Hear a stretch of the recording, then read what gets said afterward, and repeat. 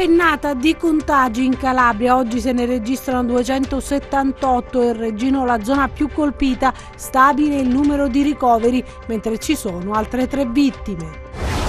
Parte a Rende la campagna vaccinale degli over 80, i primi ad essere sottoposti a vaccino, gli ospiti delle RSA. Il laboratorio dell'Università della Calabria attende l'accreditamento per processare 150 tamponi molecolari al giorno e dallo scorso mese di giugno che l'Unica l'ha fatto richiesta alla Regione. Non tutti i medici di base sono disposti a partecipare alla campagna vaccinale, alcuni sanitari si tirano indietro, troppe difficoltà.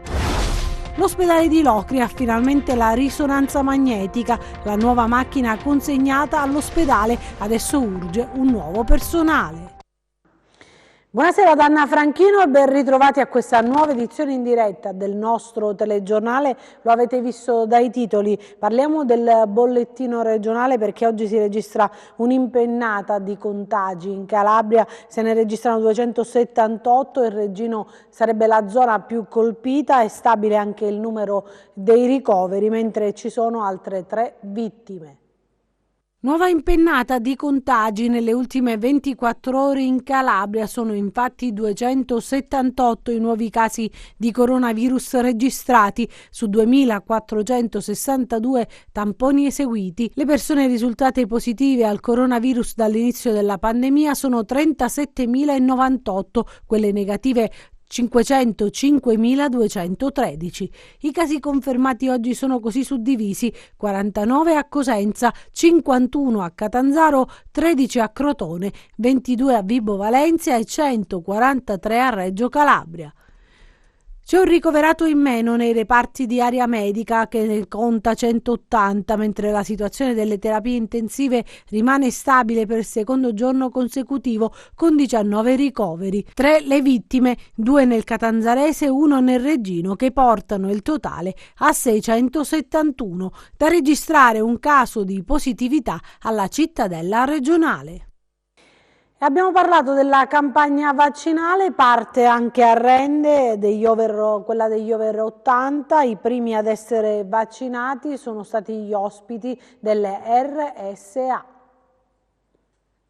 Finalmente il grande giorno è arrivato, eccoli, gli uni vicino agli altri arrivano speranzosi in un furgoncino bianco a gruppi di 4. Si respira un'aria gioiosa di festa di chi è pronto a sconfiggerlo, il mostro che per mesi li ha privati di sonni tranquilli. Sono gli ultra ottantenni i primi a sottoporsi al vaccino anti-Covid. Iniziano le vaccinazioni, meno male, è un passo importante in quanto la Calabria è sicuramente una delle regioni che sta avendo più difficoltà con questo piano vaccinale. Cerchiamo di darci da fare per quanto possibile per avere la massima copertura. Quante persone sono state vaccinate? Oggi siamo stati nell'ordine delle 50-60 persone che sono entrate entro stamattina. Sicuramente la copertura è stata abbastanza ampia e abbiamo ricevuto anche parecchie telefonate, parecchie prenotazioni, quindi anche nei prossimi giorni si spera che continueremo su questi ritmi. Sono arrivati le case di riposo stamattina con priorità, però sono arrivati anche extra, anche i soci dell'Unione Cechi ovviamente. Comunque sono arrivate liste mandate dall'ASP, quindi sicuramente gente con priorità. Siamo della Casa dei Fiori.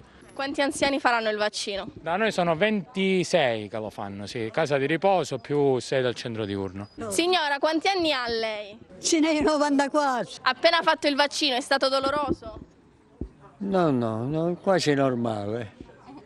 Si sente più sicuro adesso che ha fatto il vaccino? Certo, sicurissimo. All'esterno della struttura dell'Associazione Cechi di Rende, luogo dove si è svolta la somministrazione dei vaccini per gli ultra ottantenni, erano presenti anche alcuni non vedenti che trepidanti confessano ai nostri microfoni di essere anche loro in attesa nei prossimi giorni della somministrazione del vaccino anti-Covid. Siamo in lista, sì. Però dobbiamo aspettare. E vi hanno detto quando farete il vaccino? Avete già un giorno? Siamo a disposizione loro quando ci inseriscono nel gruppo, non lo so ancora. Tanto stanno facendo gli anziani, i più vecchietti. Noi siamo più giovanotti, diciamo.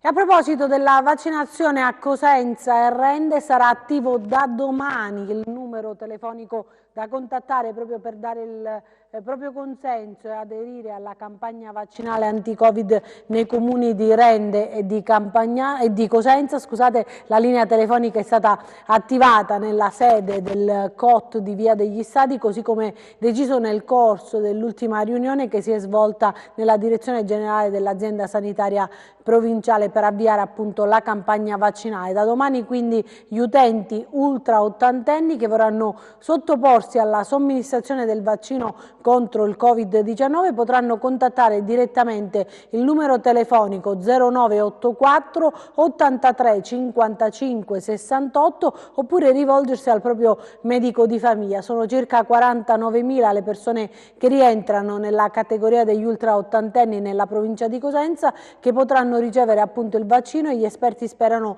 appunto in un'adesione massiccia. I medici di base e le associazioni di volontariato, soprattutto nei piccoli comuni, offriranno un'azione sinergica di sostegno alle ASP per organizzare nei dettagli proprio l'iter della campagna vaccinale nei vari territori. Adesso ci spostiamo a Catanzaro, dove anche qui si è dato il via alla campagna vaccinale per gli ottogenari. Vediamo come procede.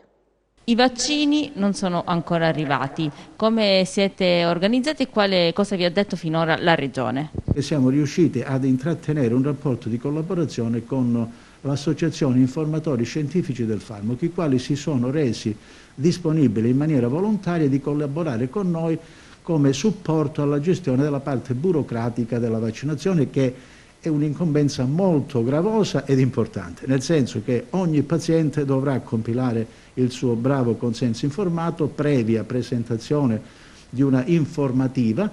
Bisognerebbe compilare una scheda anamnestica dove il medico prende coscienza di tutte le patologie di cui è portatore il paziente, cosa che per noi è molto più semplice perché noi questi dati ce l'abbiamo a bordo delle nostre procedure gestionali. E comunque poi c'è l'aspetto di dover registrare su questa piattaforma. Quindi grazie alla collaborazione che è offerta da questa associazione noi sicuramente riusciremo a raggiungere questo obiettivo, e a tutto a vantaggio ovviamente delle tempistiche, perché nel momento in cui noi non abbiamo l'incombenza della registrazione perché è stata demandata a queste figure, noi ovviamente possiamo vaccinare un numero di utenti maggiore e quindi con la possibilità di raggiungere una copertura vaccinale molto più importante rispetto a quella che avremmo potuto raggiungere senza avere questo supporto. Parliamo adesso del centro vaccinale sanitario dell'Unical, che è pronto a somministrare appunto i vaccini. Sabato è stata effettuata la prova generale, in 2 settimane tutto il personale potrebbe essere vaccinato. Gianluca Pasqua è andato proprio all'Unical per vedere qual è la situazione, ha intervistato il direttore del centro sanitario, il professor Sebastiano Andò. Siamo all'interno del centro sanitario in compagnia del direttore del centro sanitario, il professor Andò, e qui in questa struttura che si esaminano i tamponi rapidi e molecolari, ed è qui che è stata allestita anche un'area per le vaccinazioni. C'è stata già una prova generale sabato coordinata dall'ASP, vero professore? Sì, vogliamo completare nel miglior modo la filiera assistenziale che già dall'aprile dell'anno scorso abbiamo avviato, estendendo la piattaforma vaccinale del territorio, quindi un'altra presenza solidale significativa da parte del nostro Ateneo. Abbiamo iniziato sabato mattina, sabato 20, una giornata di rodaggio per monitorare bene i tempi delle attività prestazionali, e continueremo dopo il 10 marzo. Quindi abbiamo colto la fase finale della fase 1, che ora è dedicata soprattutto alla quarta età, e poi inizieremo con la seconda fase, che nella prima parte temporale sarà dedicata appunto al personale docente delle scuole e soprattutto al personale docente anche dell'Università della Calabria. Avete già effettuato 30 vaccinazioni e in più avete predisposto un percorso con la sala di attesa e la sala poi di osservazione dove il vaccinato dovrà stare 20 minuti. L'itinerario già è stato validato dall'ASP e al terzo piano del centro sanitario un'area contigua a quella in cui noi operiamo il prelevamento dei tamponi che saranno soggetti alla processazione molecolare. Ecco, a proposito di tamponi, abbiamo visto il personale del centro sanitario che stava analizzando tamponi molecolari. Siamo fermi a quanto abbiamo detto nell'ultima intervista? Sì, perché noi siamo pronti. Stiamo monitorando anche i tempi di processazione e di consegna del dato. E aspettiamo questo riscontro da parte della Regione e abbiamo avuto già una interlocuzione. Con soggetto delegato attuatore, col delegato del soggetto attuatore, il dottor Belcastro, la settimana scorsa. Era presente anche l'assessore all'Università e alla Cultura, la professoressa Sandra Savaglio, e in quell'occasione abbiamo ben specificato il ruolo dell'università che si aggiungeva, a detta appunto del dottor Belcastro, a quello dei laboratori privati in attesa di accreditamento, e si doveva predisporre un provvedimento che doveva dare finalmente un riscontro atteso, perché noi l'istanza l'abbiamo inoltrata nel 26 giugno del 2020, ma in seguito a un deficit di comunicazione tra uffici contigui non era stata vagliata a tempo debito da parte degli organismi competenti. Comunque si è cercato di recuperare il tempo perduto con l'adozione di questo provvedimento, di cui però ancora non abbiamo traccia. A proposito di vaccini, non tutti i medici di base sono disposti a partecipare appunto alla campagna vaccinale, alcuni sanitari si sono tirati indietro e hanno detto troppe difficoltà. Gran parte dell'operazione di vaccinazione grava sulle spalle dei medici di famiglia, ma non tutti hanno dato la loro disponibilità alla inoculazione. Alcuni ci hanno ripensato. Vediamo perché. Ma il motivo non è legato al fatto in sé della vaccinazione, perché è un aiuto che diamo alla collettività e lo si fa volentieri, e sinceramente è un contributo che darei anche gratuitamente, perché non ne faccio una questione di compenso. Quello che mi lascia più perplesso è il fatto che si debba vaccinare chi capita, quindi io dovrei andare ad attingere notizie importanti da un soggetto che potrebbe non essere in grado di darmele, oppure da una persona che l'accompagna che potrebbe non conoscerle bene. Se il medico di famiglia conosce tutto degli assistiti suoi, ma che senso ha dover fare tutta questa complicanza? A mio parere era molto più semplice darci i vaccini come è stato fatto per l'influenza, perché anche lì potevano accadere delle reazioni gravi. Sono decenni che vacciniamo per l'influenza, adesso dobbiamo andare a vaccinare chi capita, non conoscendolo, in condizioni, a parere mio, di scarsa sicurezza, sia per il medico che per il vaccinando. E quindi chiedo alle autorità di usare un po' la logica e di fare in modo che ogni medico vaccini dove e come ritiene più opportuno i propri assistiti. Se ce l'avessero dati, a quest'ora avremmo vaccinati, non dico tutti, ma una gran parte dei nostri pazienti. Con l'influenza io in 7 giorni ho vaccinato un centinaio di soggetti. Qui certo la procedura è più lunga, però l'avremmo fatta. Quindi tutta questa complicanza, a mio parere, alla fine la stiamo andando a pagare in termini di tempo e in termini anche di sicurezza. Io vedo molta confusione e scarsa disponibilità alla sicurezza, soprattutto dei vaccinandi. Non c'è un coordinamento per guidare i medici di base in questa fase delicata, insomma regna l'incertezza. Dovremmo andare in dei centri vaccinali che ancora non sappiamo dove siano stati individuati, stare lì 4-5 ore, perché dovremmo fare a turno, e vaccinare chi capita. E quindi questa vaccinazione viene fatta, è un atto medico in tutti i sensi, viene fatto su persone che il medico non conosce e quindi in situazioni di scarsa, a parere mio, di scarsa sicurezza. Non lo vedo logico. Cioè io i pazienti miei so chi sono, so che problematiche hanno, i pazienti miei vengono vaccinati da medici occasionali, io vado a vaccinare soggetti occasionali. Cioè non mi sembra una logica giusta dal punto di vista della sicurezza e anche dell'etica, a mio parere. Adesso ci spostiamo a Civita, dove è tutto pronto per la campagna vaccinale, proprio in stretto contatto con l'ASP di Castrovillari. Per agevolare la campagna delle vaccinazioni rivolta alle popolazioni over 80, il Comune di Civita si è attivato. Le vaccinazioni dovrebbero partire per il fine settimana. Abbiamo già creato la nostra task force con la disposizione di 3 medici, i nostri 2 medici di base del nostro paese, più l'aiuto del nostro medico Franco Marchianò, che va ricordato, è persona che è in pensione ma che ha dato la sua disponibilità a partecipare a questa prima fase, che è quella che vedrà interessati gli ultra ottantenni, gli ottantenni e subito dopo le persone fragili.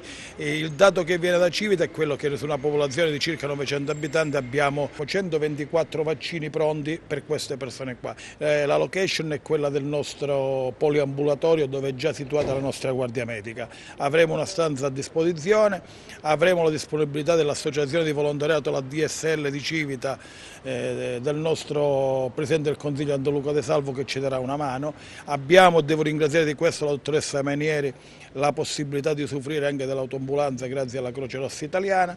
Abbiamo gli infermieri che grazie alla dottoressa Stamati dell'ospedale di Castrovillari ha messo a disposizione, mi ha dato la possibilità di parlare con alcuni infermieri. 3 infermieri hanno dato la disponibilità a venire a Civita. Parliamo invece dei vaccini che sono in fase di avanzamento, ma il virus preoccupa e non poco anche per l'aumento dei casi nella nostra regione. Abbiamo parlato delle varianti e delle cure attraverso gli anticorpi monoclonali con il dottor Quintieri. Sentiamo. Aumentano i contagi alle nostre latitudini, ma c'è un altro supporto che oggi può essere utilizzato per gestire la fase della malattia ed è rappresentato dagli anticorpi monoclonali, come ci spiega il dottor Francesco Quintieri. Sono un'arma, sono stati praticamente autorizzati, è stato autorizzato l'uso da parte dell'AIFA, i primi qualche mese fa, insomma qualche tempo fa, poco tempo fa.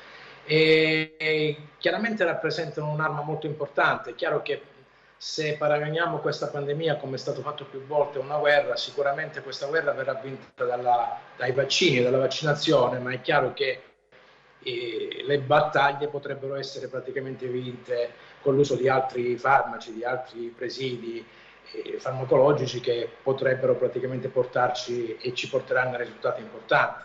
A proposito dei monoclonali, però, c'è da dire che sono farmaci che possono hanno una loro efficacia nei pazienti non gravi e nei pazienti che hanno una sintomatologia lieve o addirittura pazienti che comunque non presentano grossi sintomi, nel senso che la loro efficacia nella malattia severa, nella malattia avanzata non è buona. E tra l'altro sono farmaci che devono essere impiegati nelle prime ore di comparsa dei sintomi, intorno alla 72esima ora, e comunque entro un periodo non superiore a 10 giorni.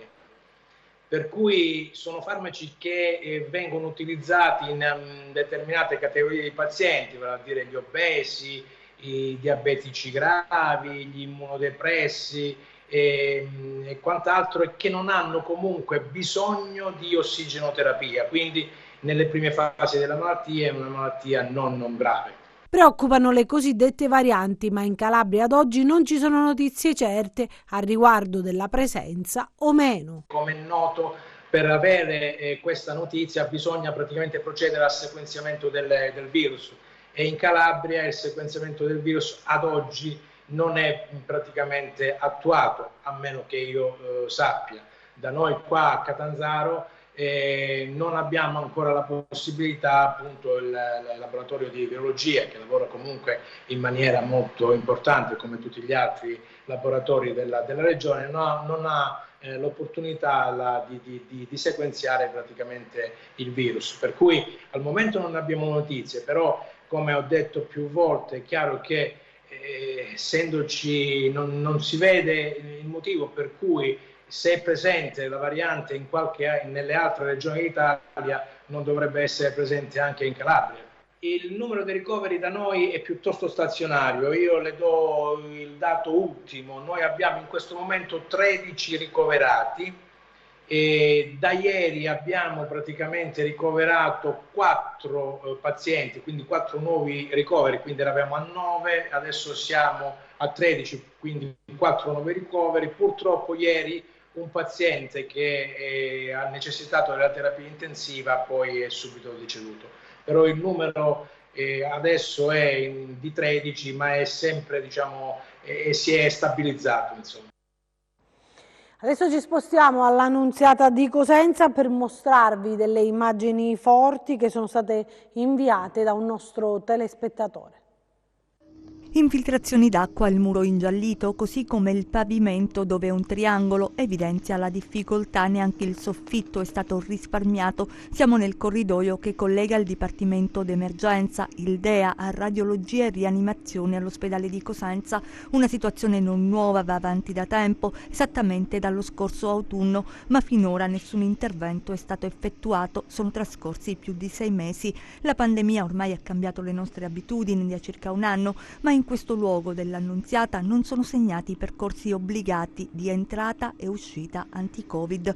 Questo è un corridoio attraversato da addetti ai lavori e utenti. Nella stessa area, dietro una delle porte gialle, c'è un altro corridoio che collega il nuovo padiglione a quello antico, ma come vedete viene utilizzato per altro. Un vero e proprio ripostiglio. Qui finiscono comodini, barelle, tutto ciò che non può essere utilizzato perché ad esempio una ruota si è rotta, viene accantonato qui. Gli oggetti accumulati crescono di giorno in giorno, così questa zona, che si trova al piano 0, in pratica sotto la rianimazione, è stata interdetta. Le immagini amatoriali inviate alla nostra redazione da un telespettatore, l'hub più importante della Calabria settentrionale e le sue zone d'ombra, con l'incuria al danno la beffa, perché di fatto chiude un importante tunnel di collegamento, costringendo operatori e visitatori a non poterlo utilizzare e fare un percorso più lungo all'aperto anche sotto la pioggia.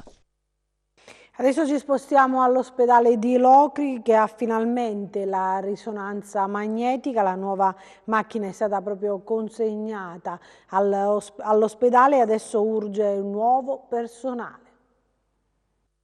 Finalmente una buona notizia per l'ospedale civile di Locri. Ieri è stato consegnato il nuovo macchinario per l'esame diagnostico in risonanza magnetica. L'acquisto è stato formalizzato e quindi la consegna, avvenuta nel corso di una piccola cerimonia voluta per sottolineare che un traguardo dopo tanti disservizi è stato raggiunto. In effetti quello della risonanza magnetica è stato un argomento dibattuto e fonte di polemiche feroci, con i sindacati sul piede di guerra e determinati a denunciare un gravissimo vuoto. Alla presenza del sindaco di Locri Giovanni Calabrese, che ha la delega alla sanità per tutti i primi cittadini del comprensorio, i titolari dell'azienda produttrice hanno illustrato i dettagli tecnici della macchina, che è di ultima generazione. La consegna dovrebbe essere propedeutica ora al ritorno del servizio a pieno regime. Si dovrà riorganizzare il reparto, eventualmente rinforzare l'organico e solo allora si potrà partire. Gli scettici, lo diciamo, non mancano, ma intanto un primo passo avanti è stato fatto. E adesso invece ci spostiamo a Morano, cambiamo argomento. È fra i comuni calabresi dove il dato per la raccolta differenziata è più che confortante. Su 404 comuni solo 89 in Calabria hanno superato la soglia del 65%, soddisfatto il sindaco De Bartolo. Murano ancora tra i comuni fricalabresi 2020. Il dato è inserito nel report presentato su piattaforma online nei giorni scorsi da Legambiente Calabria in collaborazione con l'Ufficio Nazionale Comuni Ricicloni di Legambiente durante l'Ecoforum regionale che quest'anno si è occupato di economia circolare e di come passare dalla teoria alla pratica. Sicuramente è un vanno ancora più meritato per le note vicissitudini che abbiamo avuto con il sequestro dell'isola ecologica, che comunque nei prossimi giorni sarà ridata alla comunità, non in questo momento come isola ecologica ma come struttura comunale, per fare quei lavori che poi ci garantiranno la risoluzione del problema. Non era scontato rimanere comune Ricicloni, lo siamo ormai da un po' di anni, questo vuol dire che teniamo all'ambiente e mi rende orgoglioso di essere il sindaco di una comunità che, oltre ad essere uno dei borghi più belli d'Italia, diviene anche un punto di riferimento nel campo ambientale della Calabria e della stessa Italia. Cambiamo ancora argomento. 4 discariche abusive sono state sequestrate dai carabinieri nel centro cittadino di Gioia Tauro. Autentiche discariche nel pieno centro di Gioia Tauro, ma anche in zone limitrofe. I carabinieri sono intervenuti, da mesi stanno monitorando il territorio della piana e hanno sequestrato 4 aree. Una è in modo particolare la zona del quartiere Ciambra, che ha una sua storia, ma anche via Asmara, che è in una zona centrale. Nel frattempo il sindaco di Gioia Tauro, Aldo Alessio, è stato nominato custode delle 4 aree in attesa di ulteriori determinazioni che saranno assunte dalla Procura di Palmi. Nel frattempo bisogna aspettare che ci siano degli accertamenti relativamente alla presenza di oli esausti oppure elementi ancora combustibili che potrebbero avere inquinato il terreno sul quale questi rifiuti sono stati lasciati, appunto abbandonati. Di tutto, di più. Elettrodomestici, motori di moto e tante altre cose. Sicuramente arrivano da abitazioni vicini e da negozi che esercitano appunto attività commerciale nelle zone interessate all'operazione dei carabinieri. E adesso vediamo come hanno chiuso le borse. Chiusura positiva per le borse del vecchio continente in scia al recupero di Wall Street. A risollevare i listini hanno contribuito le parole accomodanti di Jerome Powell, che ha ribadito che l'economia statunitense necessita ancora di ampio supporto e la strada per raggiungere la piena occupazione è lunga. Ieri aveva ridimensionato i timori legati ad un'accelerazione transitoria dell'inflazione, sottolineando che il recente rialzo dei rendimenti obbligazionari riflette l'ottimismo per un rapido recupero dell'economia e non i timori per la pressione sui prezzi. Tuttavia gli operatori continuano ad interrogarsi sulle valutazioni elevate dell'azionario e sull'appeal dell'equity all'aumentare dei tassi di interesse. Dall'agenda macroeconomica è poi giunta in giornata la lettura finale sul PIL tedesco del quarto trimestre 2020, che ha evidenziato un più 0,3% su base congiunturale e un più 2,7% tendenziale, meglio delle precedenti stime rispettivamente a più 0,1 e meno 2,9%. Così il FTSE MIB di Milano chiude a più 0,7%, bene anche il DAX di Francoforte a più 0,8%, il FTSE 100 di Londra a più 0,5%, il CAC 40 di Parigi a più 0,3% e l'Ibex 35 di Madrid a più 0,2%. Oltre oceano virano in positivo il Dow Jones a più 0,7%, l'S&P 500 a più 0,5% e il Nasdaq a più 0,1%. Sul Forex l'euro-dollaro arretra a 1,213 e il dollaro-yen risale a 106. Tra le materie prime avanzano le quotazioni del greggio, con il Brent a più 2,2% a $65,9 e il VTI a più 2,1% a $62,9. Il BTP Bund si amplia in area 99 punti base, con il rendimento del decennale italiano in rialzo allo 0,69%. Nell'asta odierna di bot semestrali sono stati assegnati titoli per 6,5 miliardi, con un rapporto di copertura pari a 1,54 e un rendimento pari a meno 0,429%. Tornando a Piazza Affari, tra le aziende più capitalizzate svetta Telecom Italia a più 9,2%, in scia alla pubblicazione dei risultati 2020 e del piano 2021-2023. In rialzo anche Leonardo a più 4% e Tenaris a più 3,5%, mentre arretra Atlantia a meno 2%, dopo gli acquisti delle ultime sedute in attesa della nuova offerta del consorzio guidato da CDP. Tra le utilities termina il rialzo a 2A più 0,8% dopo i conti preliminari del 2020. Grazie e buon proseguimento di serata da Market Insight. E chiudiamo con le previsioni del tempo.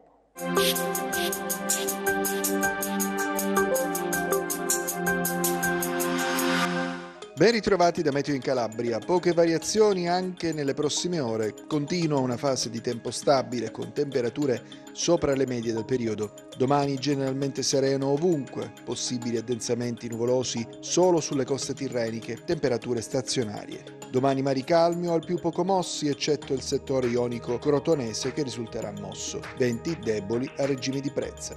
Per essere sempre aggiornati sull'evoluzione delle condizioni meteo vi rimando, oltre al nostro sito www.meteoincalabria.com, anche alla nostra pagina Facebook Meteo in Calabria.